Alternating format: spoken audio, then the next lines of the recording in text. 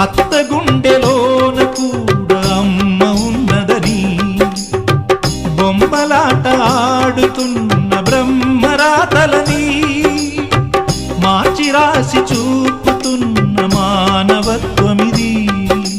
చరితలు చదవని తొలి కథగా మనసులు ముడిపడు మనుగడగా తరతరాలకు నిలిచి పొమ్మని తల్లిగా దీవించే చల్లని తరుణమిది. అనురాగమే మంత్రంగా అనుబంధమే సూత్రంగా మమత కొలువులో జరుగు పెళ్లికి మంగళ వాయిద్యం పలికింది ఆహ్వానం.